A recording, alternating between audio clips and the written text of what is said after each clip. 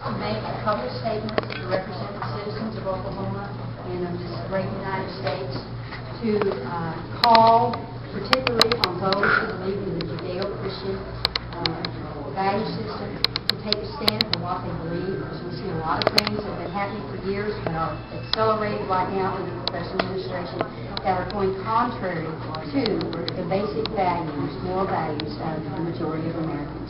And how is this not separation of church and state? Well, our founding fathers did not want an establishment of religion. That's why they said Congress shall make no laws respecting an establishment of religion or prohibiting the free exercise thereof. Now, what we don't understand today is what establishment of religion means. Basically, it meant three things to our founding fathers, and it was, I've got his name here, it was one of our brigadier generals of the Navy who made the statement that, and I can find it for you later, who made the statement that establishment to the founding fathers meant basically three things. One, it meant that government would pay for religious services, and many of our pastors in the founding years of our nation were paid by public dollars. Two, it meant that you could not be elected to office unless you were a member of the established church.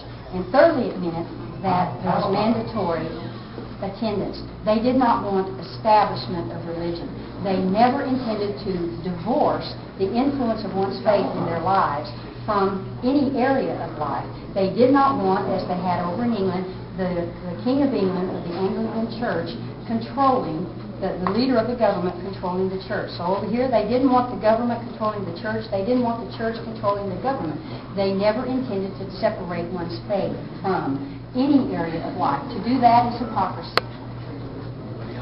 What are your thoughts on the protesters there today? Well, this is a public place and they have every right to be here. I am sorry that they did not have enough respect to give us the freedom to have our press conference. They're having theirs now, and I'm not going to go in there. I'm not going to disturb them. I'm not going to make chance. I think it shows that these people who preach tolerance do not extend tolerance, and so it just happened. Do you think that by doing this we're dividing people more than we are uniting people? I don't think so. I was just reading. Somebody hold this cup, please. I was just reading to them, and there are some statistics. Let me see if I can find them here. This isn't dividing people. This is trying to stir up the vast majority of the people. The Harris poll in 2003 found that 90% of Americans believe in God. The Fox News poll in 2004 found that 92% of people believe in God. Newsweek poll in 2007 found that 91% of people believe in God. And then the CIA.gov website's World Factbook page in 2007 reported that 80.2% of the United States population hold to a Judeo-Christian value system.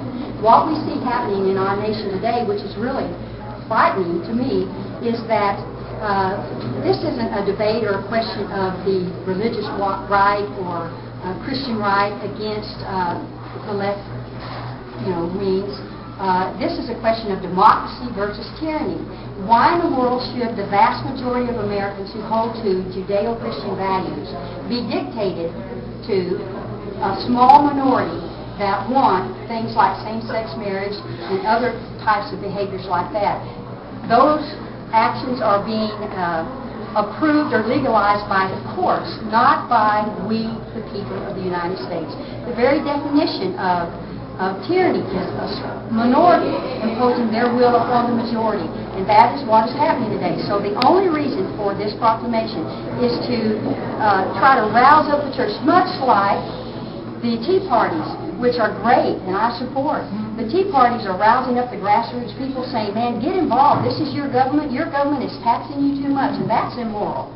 And so this is just saying, look, there's something even more basic than economics, and it's the moral roots of this nation. George Washington said in his farewell address, of all the habits and dispositions that lead to political prosperity, and that's why we all want political prosperity, he went on to say, religion and morality are indispensable supports. Indispensable, you know what that means. You take away something that's indispensable, you've got real problems. We're taking away religion and morality in this nation. And the First Amendment says that Congress shall make no law respecting an establishment of religion. Our founding fathers created a government like that. It goes on to say that they did not want to prohibit the free expression of religion.